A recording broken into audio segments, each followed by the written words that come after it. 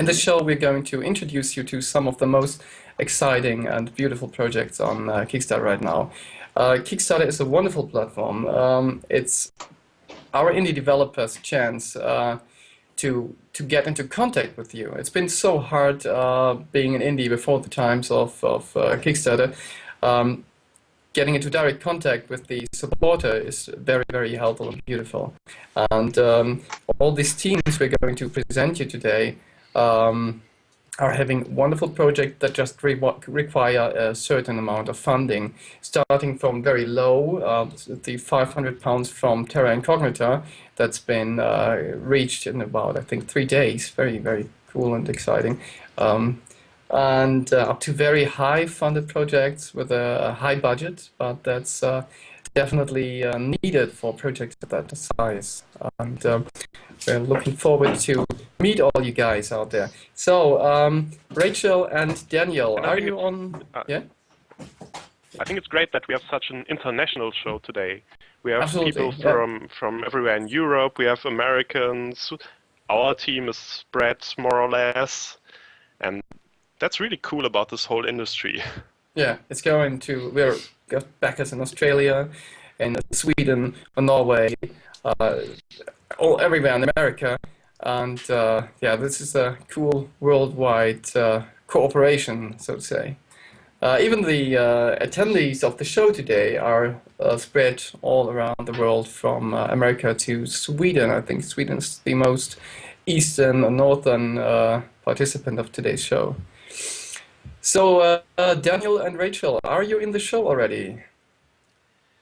It looks like I am. Hello. Cool, I can hear you. Thank you. Hello, Daniel. Good to see you. Hi.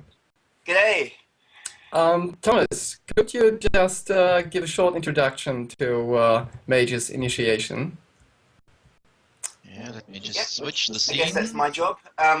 Mage's initiation is fantasy themed. Sorry if I don't make sense, it's 2 o'clock in the morning. It's an adventure RPG hybrid. It's the main character is named Dark, and his whole quest is to pass his trial so he can become a mage proper. So he's sent out on some rather difficult quests to complete, and along the way he discovers possible mystery that he has to uncover to solve, because it could destabilize the whole area. So it's intrigue as well as the usual earning his stripes kind of plot. It's very interesting, as we're also having the story of someone having to learn to use magic. How did you get to the idea of creating the Mage? It sounds like a bit influenced by Simon the Sorcerer or other. Do you know the game, the old adventure?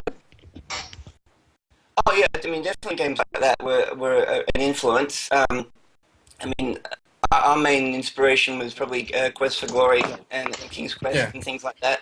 Yeah, beautiful games. Absolutely. As for where he came from, this is interesting with your game that it's about sort of this emergence of magic. In ours, it's kind of like at a time when magic's come back into the world, and we had kind of a science fiction history premise going on, but which I drop hints in during the game, but. It also leaves it open for sequels. If I want to go down the science fiction route, I can. But the game, yeah, it's very much. I'm sorry, I'm sort of lost my track of the train of thought for a second. Yeah, so yeah, the influence is definitely there from Quest for Glory and that sort of thing. I don't know if anyone else from the team wanted to make any mention. Yeah. No, I really love the art style of your game. That's cool. It just feels like going back to the old times, and these are all adventures I think I can say about everybody in our team loved to play. I do remember playing Hero Quest and of course all the other Sierra adventures. I really love the integration of role-playing elements into an adventure. That's been something that was, I think it was the first time for Hero Quest. And it's good to see that back. The art is really beautiful. Have you been pixeling these images, or is it actually painted and rendered down to the lower resolution? How did you create these images? This is an interesting question. Yeah, I think most of the images were done in programs. I don't think we went for hand painted stuff this time round, but it's very difficult. I agree, very difficult to tell the difference. I think our artists have been really amazing in capturing that, and that's been one of the main feedbacks that we've got. That the backgrounds look really good. Yeah. Even though they've been downgraded to not to the resolution of the multi-million-dollar titles, but I don't think they need to be. They just look really good as they are. Yeah. So yeah, so I'm always impressed every time I've seen a new screenshot come out. Yeah. It's just jaw-droppingly beautiful. Yeah. Very privileged to be working with so many talented people. Yeah. So, what's your experience with Kickstarter? Oh, I see a lot of backers coming in right now. Very good. Thanks a lot. What's your experience with Kickstarter? How's your time? How did you start it, and how do you feel right now? How is the feedback that's coming back to you? Oh, this has been. I mean, anyone who's been involved in these things probably knows what I'm talking about. It's quite. You don't sleep much. The first thing you do is wake up in the morning and look at the numbers. The initial response was. I'm still stunned by it. I mean, I think we got over the halfway mark 2 days into the campaign, and that was unbelievable. You never know what the response is going to be, and to answer the other question, it's been overwhelmingly positive. I have to say. The backers and pledges have been, honest in what they think, but generally really positive, and there's a lot of enthusiasm for it, and I'm been taken aback by the whole thing, to be honest. Yeah. Yeah. But so far so good. I had not expected we'd be this far through so soon. It is very good to see someone who's not one of the big names in the industry to get such a good response. Usually those who come with a big name and have created games, oh, there's another $100 coming in from Julian Bruch from Germany. He's actually working for one of Germany's big publishers, and it's very good to see him here. Excellent. And another one who's increased. Sorry for the disturbance. No, it's really cool to see someone who's not one of the big names, not the Tim Schafer, he's got an easy run getting the money, and to see someone who's got such a good response for a game that's just beautiful and made with love and dedication, that's very nice to see. Some of these, well, it's not easy on Kickstarter with all the projects going on.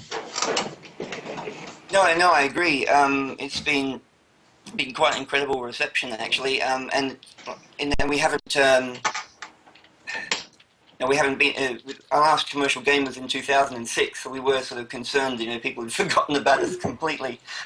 So it's nice that people still remember, even the stuff we did way back when I first joined the team. And back then it was like a team of 4 or 5 of us, and that's grown a bit. It's just. Very humbling and gratifying that people are coming on board and still coming on board. We're still getting pledges coming through. Yeah. Let me just try and get Chris aboard. Wait a second. It's getting full in here. I'll drop out for a while. All right. Okay. Again. Okay. See you later. I'll keep watching. See you later. So can get Rachel. And all right, okay, let's see if Chris is going to come in. You've been the guys who made El Amo, is it right?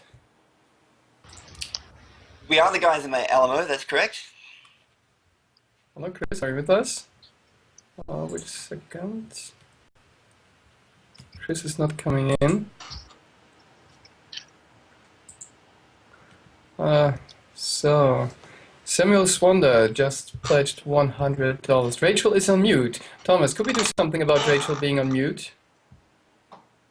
Rachel, did you try to click on the microphone? I hear something.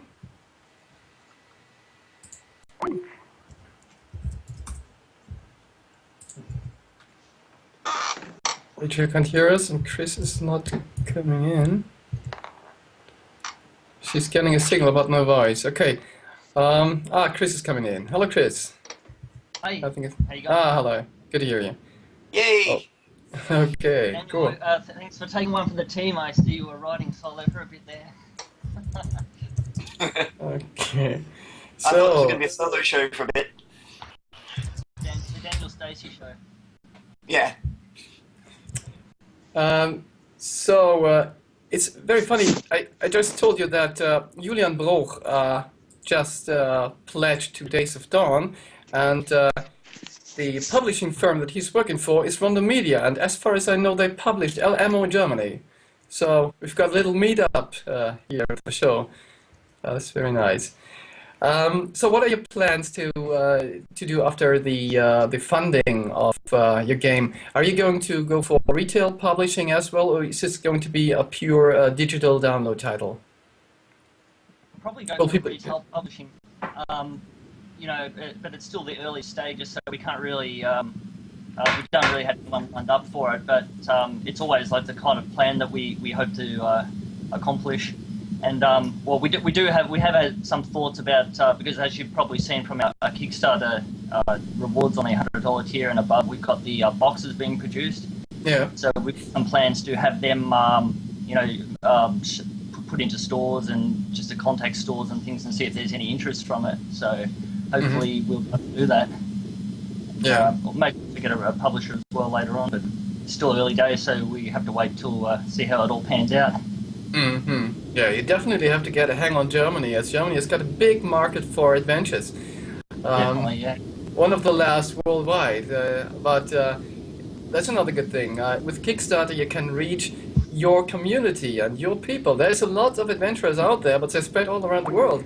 And through Kickstarter, they can get to you. That's cool. Yeah. And I don't know if you were aware of Adventure Trap. They've always been pretty big supporters of our games. And, Yeah, I know that. Yeah.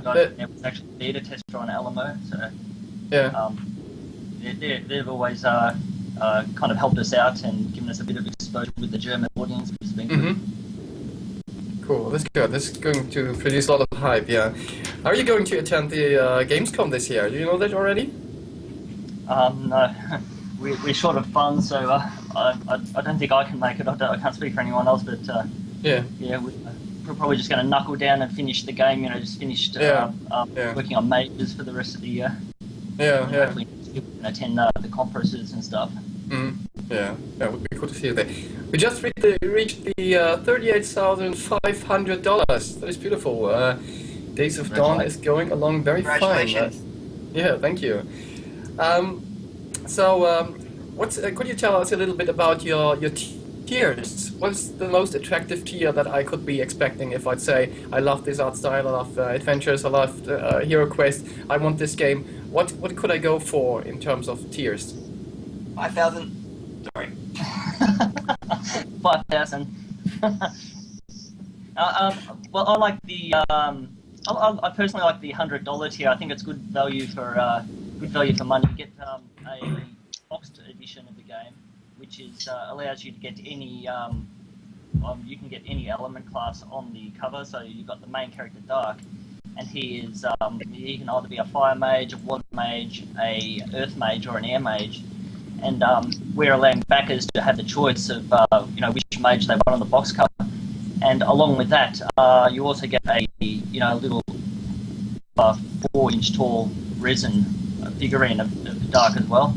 Mm-hmm. So backers can also choose what element they would like the figurine to be in. And there's also the poster and I don't know what else is there. The map, the cloth map, the a bunch of other stuff. If you bring up Mage, you can probably see it. I can't pull them all off the top of my head, but it's good stuff. Money. Is the artwork of the game, is it available in high resolution, or do you produce it in this resolution from the start?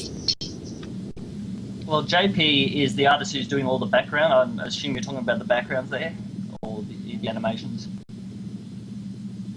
Yeah. Yeah.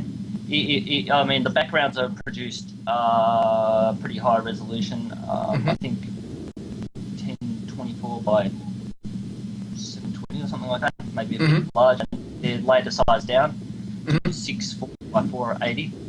So it allows you to put a lot more detail in, because he finds it harder to work in lower res and add fine details and crisp, edges and things on the background details.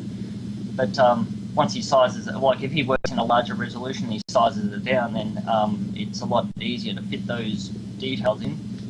So that's why we're going to also offer wallpapers, because with the game resolution, because it's a lower resolution, you can't really see all the details that were originally painted in there. So at a larger resolution, we think people like having those details on their desktop wallpapers and being able to see all the stuff that JP's painted in there, which you can't see in the game. Yeah. As you're doing very well on Kickstarter, what are your plans in terms of stretch goals? Anything planned? Oh, lots of things. You want me to take this one, Chris? Yeah, go ahead. Okay. If you know what you're talking about. First few stretch goals from memory are all entirely game content related. So I really hope we can reach them, because we know if we can reach those first few, then we can produce a much better game. So the game will be good by itself, but it'll even be better. So you have more monsters to fight. There'll be additional quests and things like that. So I'm looking forward to that.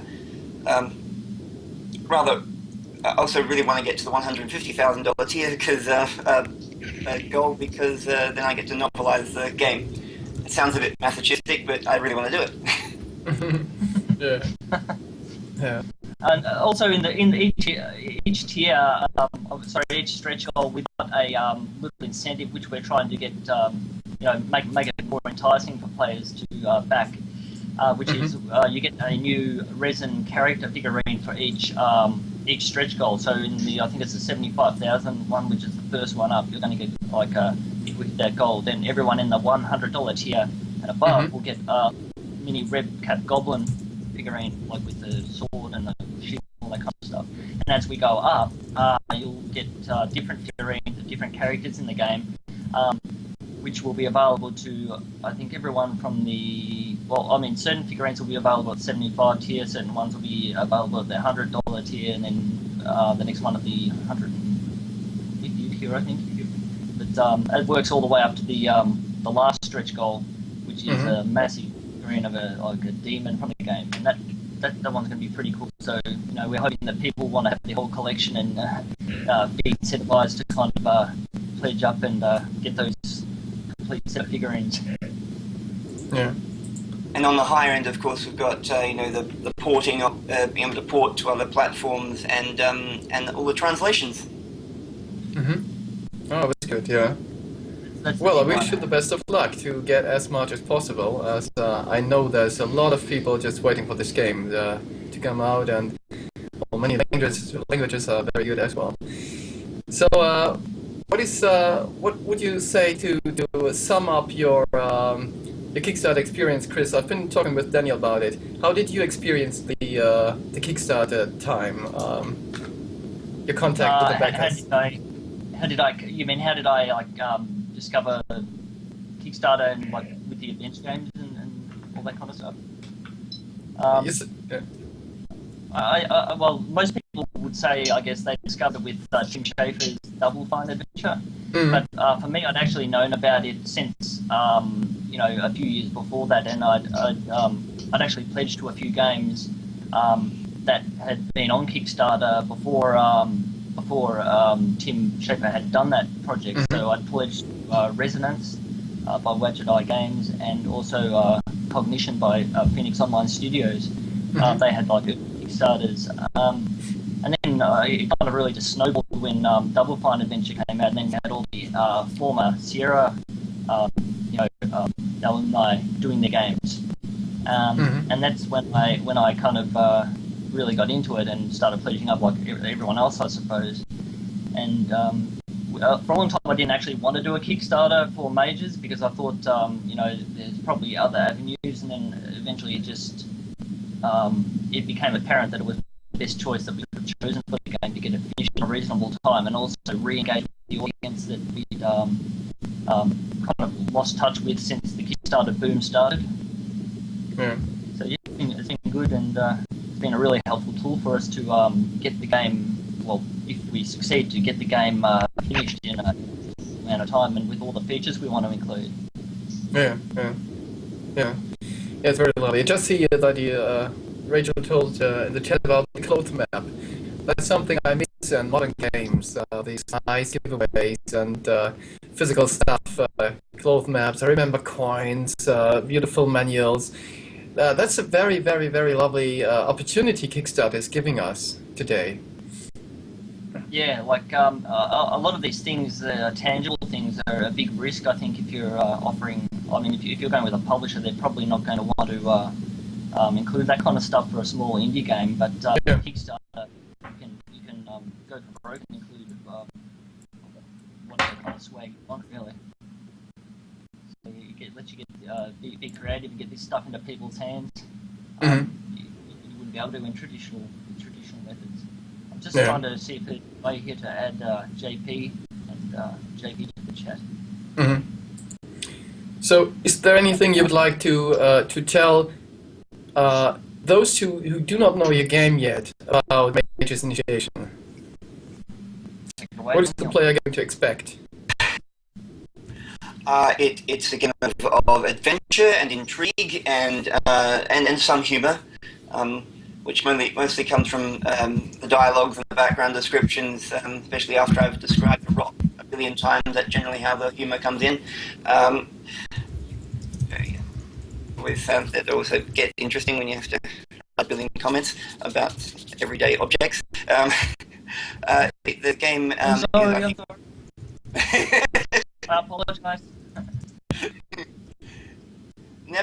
He told me I never get to have to describe a rock again, but yeah, there seems to be a lot of rocks in Mages. It's like a false summit. You can't put it all out there in the beginning. You've got to kind of give you a little mini gold and reveal the pain a bit at a time, bit by bit. And I'm sure there's many rocks to come. But the game is I think it's got something for everyone, really. It's kind of works in 4 acts, and you don't get title cards that come down and say Act 1, Act 2, but it's sort of you probably figure out where they start and stop. And the story sort of builds a momentum as you get through. There's some great choices in the game that you make that will either affect the story as you're going along in some ways, or will have an influence on future games, which I'm looking forward to starting Monday. And we've also really taken our inspiration from this game from the Quest for Glory series. Yeah. So it's really kind of a throwback to that, and with a little bit of Diablo mixed in as well in the combat. Very interesting. Okay, I'm very excited about this game. What's your plan for the future? Any additional projects planned already, or is this just Mage's initiation for the next month and no further plans yet? Pretty much until we get it out the door. But Daniel's got the. I'm not sure he's just going to say he's got the whole shebang planned out. The whole. I won't even say trilogy, but I think it's like 5 or 6 sequels. Yeah, yes, sorry, I got carried away. Trying to do George Lucas. Yeah, I was on, after the first one. I got on a bit of a roll, but yeah, if we can make the rest, that would be really cool, because I've got a Mhm. pretty good idea where it's going, and I think people are going to really enjoy that ride. Mhm.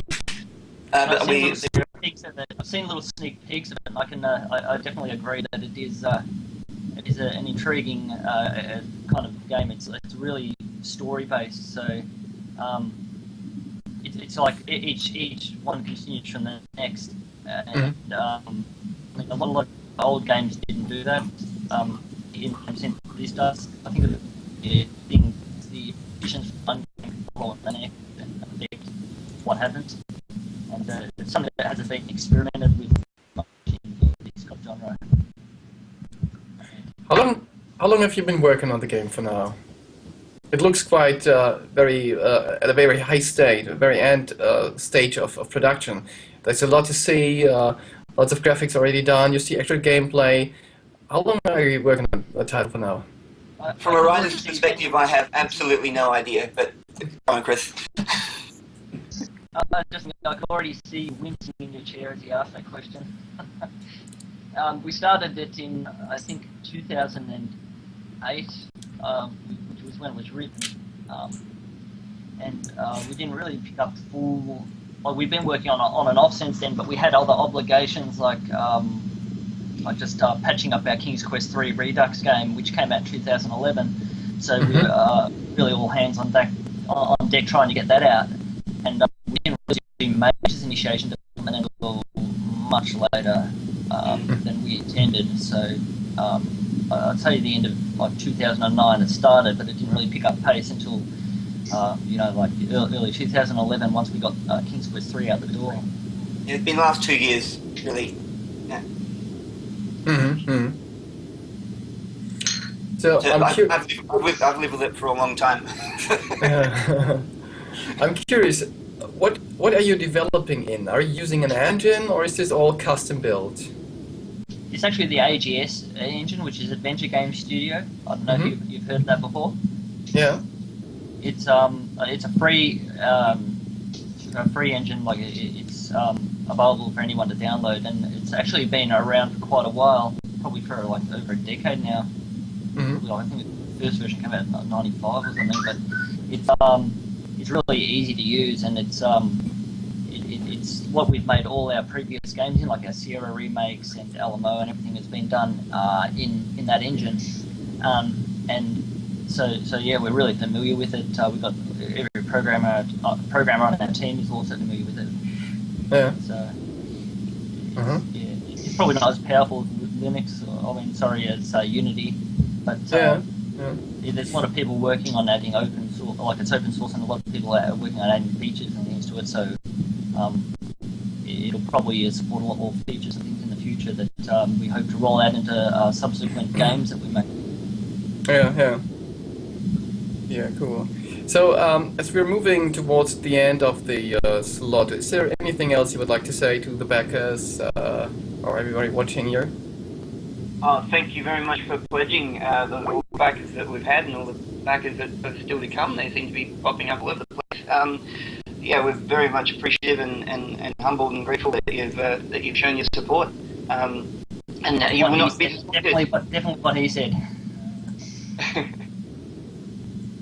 Yeah, I mean, it's really awesome. Like we didn't expect to get up to this level so quickly. So yeah, we really want to thank everybody who's put money into it and who's considering putting money into it, and especially the people who've been fans for years, and all the people with a couple of really high roller tiers have gone off. So then we want to thank those people, and even the people who put $6 in or whatever amount you put in, thanks. You're going to help get this game out faster and better. If you didn't help at all, or if we didn't help the Kickstarter at all. Yeah. Well, it's very good to have you on board Kickstarter. It's a very lovely addition to the games available there. It's good to have a classic adventure on board. Okay, I would like to say thank you for now.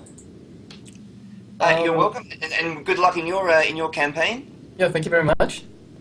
We've got 7 hours left, and we're moving toward the 39,000. It's looking quite good. So, Very good. You guys are going for 8 hours, are you? Or not 8 anymore, but you're going to be here for quite a while. yeah, it's been quite a time, and well, we're going to see that if we keep the speed up until the end, then I'm looking very, very confident into making it by midnight Central European time. I think it's a good prognosis, and I hope our backers as well will consider, pledging to your game. And it looks like a really awesome concept. We're both doing role-playing games, so hopefully we can bring over some common ground over to your project and help you guys out there. We've already received many backers from your side. I'm very thankful for your shout out. You've got some cool backers. They're really, really active, and yeah, it's good to have them aboard our project as well. Okay. That's part of the community that we're all supporting each other. I think that's really good. Yeah, that's great. Okay, thank you very much. I would like to.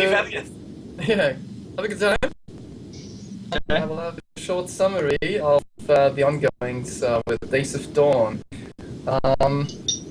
We've got many increments. We're at 77% now. It is moving up very, very fast. We've been at, let me see, 69% at the start of the day, and we already got, that's awesome, whopping 8% in this day, and it's running up and up and up. So this is looking very, very good. Okay, let me just have a look who's been the latest pledges. We've got James Fleming, Hannu Forsblom, Azrael has been increasing, Govon has been given $150, and the Samuel Swanda has been given $150 as well. Okay, thank you very much for this.